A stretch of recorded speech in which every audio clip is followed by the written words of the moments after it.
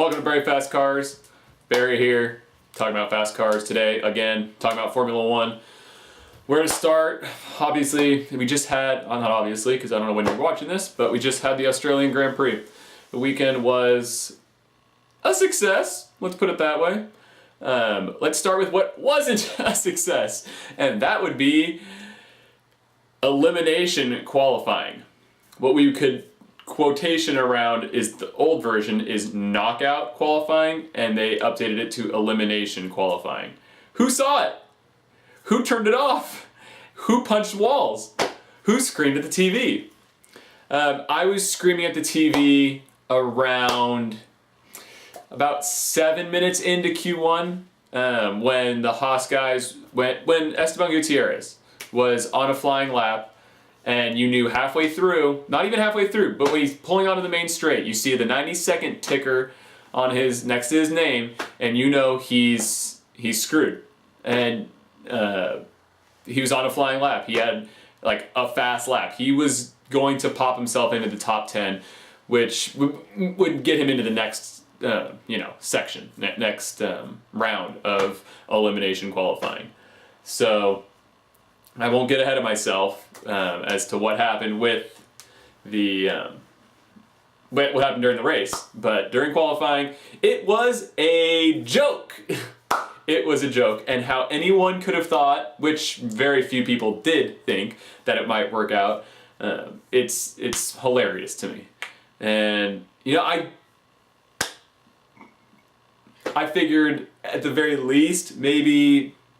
We've seen immaculate timing before. In regular knockout qualifying, we've seen immaculate timing, where they send the car out, they're on the pit wall looking at their watches, looking at, more or less digital timing screens, and know exactly when to send out their driver to do their installation lap and start their flying lap to get them over the line with the last possible, second, sometimes 3 to 5 seconds, and get their flying lap in with the conditions optimum for tire temperature and the most rubber on the road, the most grip possible, and giving themselves the best chance for a pole position or the highest grid spot they could hope for with the performance of their Formula One car.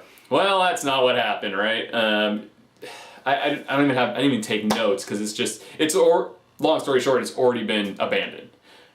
Maybe not 100%, but Bahrain and most likely the rest of the season will be OG knockout qualifying and not elimination.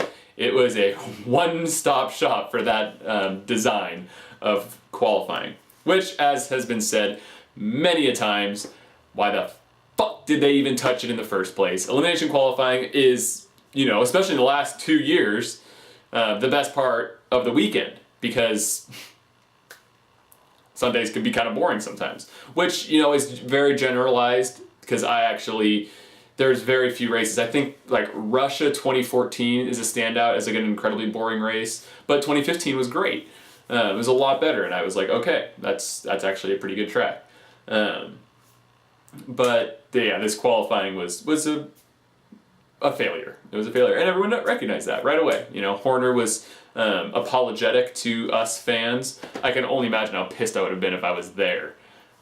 We've had more excitement in wet qualifying sessions than what went down, on Saturday in Australia, which was Friday in California, Friday night. But it has been abandoned. So yeah, the Haas F1 cars got particularly screwed over. People didn't go out. They went out once because the sessions are a little bit longer, and they didn't do another lap after that. If they had an okay lap, that's what they went with, and they just got out of the car. Q3 rolled around. We didn't get to see, which is okay. It's fine. They rectified the issue, but we didn't get to see in round one the titanic battle between Ferrari and Mercedes in qualifying to see Ferrari's legitimate pace. They, there's 4 minutes left, and with the 90-second tickers going on, you can't get out and around and start your lap in time. And then totally out of nowhere, the last person on track doesn't only get 90 seconds. They get through the end of the session. So that could be almost 3 minutes, hypothetically, depending on how long the lap is. So Julian Palmer, which I'm a huge Palmer fan, and I was stoked for him, but that just wasn't even like broadcast in the rules. Like even our broadcasters in the US were slightly confused at first, and then we were like, okay, I guess he gets to finish his lap even though the 90-second timer ran out, just because the session's still going. So that was like old rules. It was stupid, but whatever. It wasn't a totally jumbled grid. It wasn't where people weren't expecting people to end up, you know. Bottas got kind of screwed. I think he was P13 or P12. I don't even know off the top of my head. Hamilton got his 50th pole. And, you know, it's a pretty fair bet that he would have got the pole even in regular qualifying. So, I mean, we're not going to take it away from him. That's for sure. But elimination qualifying is finito. The only thing, there's one thing that I did like about elimination qualifying, and it wasn't technically the elimination part of it, it was that the Q3, the last round, was 8 people. Was 8 cars, 8 drivers. Since now we have 22 drivers on the grid, I do like the succinct organization of eliminating 7, and then leaving 8 for the shootout. And they did have a little bit longer. I don't know if it just reverts back precisely to how it was before with even the timing blocks, which is, if I'm not mistaken, 15, maybe it's 16, 12, and 10 or something. Whatever. I'll put it in the next video for the actual race. I'll look it up and when I break down the race, which will probably be a longer video. I need to probably actually re-watch it and take notes on the race. But we'll see.